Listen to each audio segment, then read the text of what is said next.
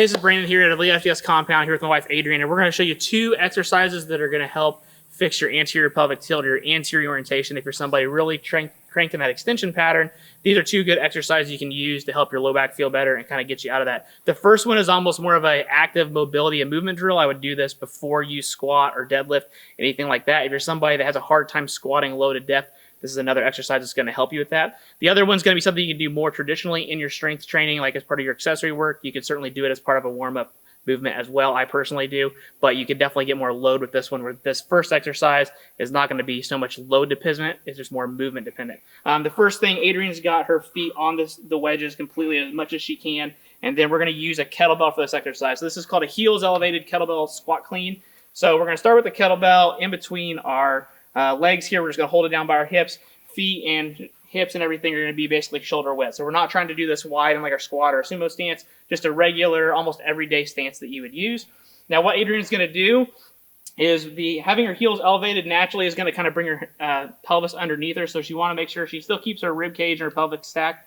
Then what she's going to do with that kettlebell is she's basically going to clean it or upright row it. But as she does that, she's going to drive her body down towards the ground, and then she's going to hold the kettlebell. And so what's going to happen is as she pulls that up, that's going to be increasing the load that she's going to have as she goes down. And so the kettlebell is going to help drive her body down while she still keeps everything stacked and she's staying heel heavy, all that kind of good stuff.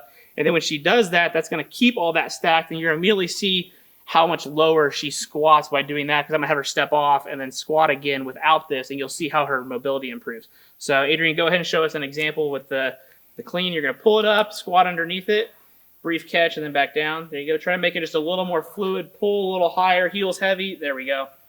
So as you can see, she's able to get plenty deep. She's definitely below 90 degrees. So if you're a power lifter and you really struggle with that 90-degree range, this is going to help get there. The weight she has is a 25. It doesn't have to be super heavy. If you're obviously somebody 250 plus pounds, you might want a 35 or a 40, but anything between 20 and 30 pounds, it works for most people. So go ahead and step off, Adrian. We're going to just do a regular bodyweight squat without the kettlebell.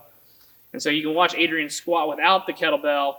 She can squat pretty well, obviously, but as you can see, she's having to lean forward, where this keeps her more vertical, and she doesn't really have so much of this problem with her squat depth. The next exercise, we're going to do a front foot elevated split squat. So Adrian, have you come over here. And what we're going to do is we're going to have Adrian put one foot on the front foot elevated piece. You're going to want something that's anywhere from probably about 2 to 3 inches. Whatever it is that you have, you just want to make sure that it's not super high, but it's not only also just like an inch. It's somewhere in that mid-range to where we want the knee behind the ankle. So what this is going to do, again, is going to, when she gets in her position here, she's going to then keep all of her rib cage and pelvis stacked underneath her hips. You want to have a good little tilt here. There you go. And notice that she's not super wide. And then when she goes down, we're going low. It's not about her knee touching the ground, so to speak. It's so long as she can keep this stacked and she can get as low as she can. But by having her knee behind her ankle, basically if you were running or doing something, this would be your brakes to stop you. Where if you're in a front or a rear foot elevated, that's pushing you forward. So we're bringing the ground up to Adrian. That's going to push her center of mass back. So now when she goes down, just go and go down, Adrian. She's able to stay pretty good and vertical. Her hip flexor lengthens pretty naturally. This is all in a good position. And then when she actually stands up, notice that her knee is not quite locked out. She's not going to be able to get full extension. So we don't want her to get full extension, because this is, again, going to keep her pelvis underneath her. And then from a load perspective, if you want to make it more so you're really having issues with that depth, hold your kettlebell in a goblet position. And then the same thing, the load here is going to help her obviously ingrain that movement pattern better, but then it's also going to shift her center of mass further back as well. And then go and do the other leg, Adrian, just so they can get a different view of it here. And again, this back stance leg, we don't want to overstride. So if we're here, that again puts you in that extended position. We don't want Adrian in that position. Something comfortable so she can get down. Go all the way down, but don't touch the ground. There you go. Just a little bit short.